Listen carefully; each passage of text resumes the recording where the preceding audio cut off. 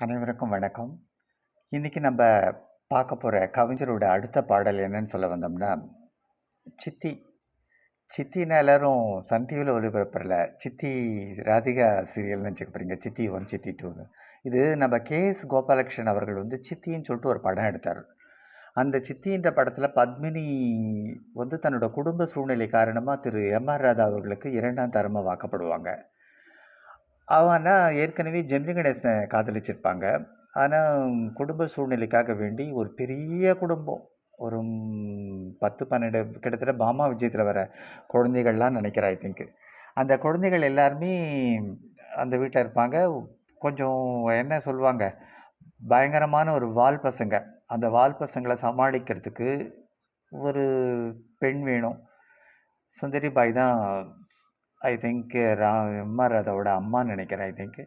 அவங்க தான் அந்த குழந்தைகள பார்த்துட்ருப்பாங்க. என்னால பார்த்துக்க முடியலன்னு புலம்பும்போது, ஒரு சில சூழ்நிலைகள்ல பத்மினி வந்து அந்த வீட்டுக்கு வாக்கப்படுறதுக்கு வராங்க. சித்தின்னவுடனே அந்த காலத்துலலாம் சுந்தரி பாயே சொல்லிக் குடுத்துருப்பாங்க இந்த பசங்க கிட்ட. வர சித்தி எப்படி இருப்பாளோ தெரியாது, உங்களெல்லாம் படாத பாடு படுத்துவாளோ என்னன்னு தெரியலன்னு சொல்லிட்டு அவங்க ரொம்ப சொல்லுவாங்க. ஆனா இந்த பசங்க பாவம் பயந்துட்டுருக்கும். ஒண்ணு கூட அந்த சீன் ரொம்ப நல்லாருக்கும். நான் அப்போ ஏதோ எனக்கு இங்க லேசா தான் ஞாபகம் இருக்கு அந்த படம்.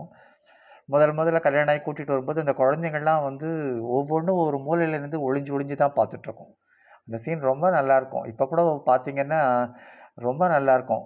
அப்புறம் தான் ஒவ்வொரு குழந்தைகளுக்கும் அந்த சித்திங்கிறவங்களோட ஒரு நல்ல குணங்கள், அவங்களோட மதிப்பு எல்லாமே தெரிஞ்சிறதுனால, அவங்க கிட்ட ரொம்ப லவ் அண்ட் அஃபெக்ஷனா ஆயிடுறது. அப்படி ஒரு கதை இருக்கும்.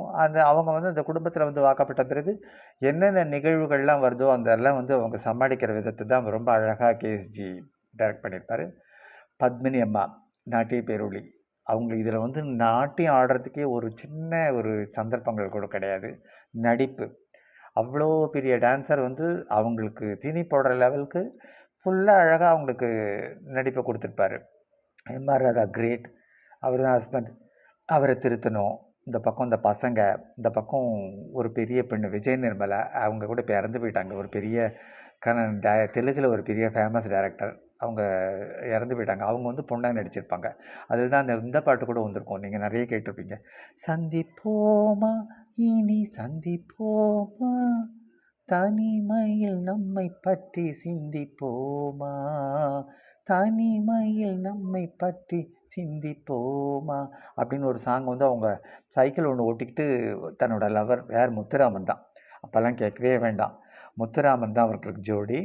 ஆனா பத்மினியோட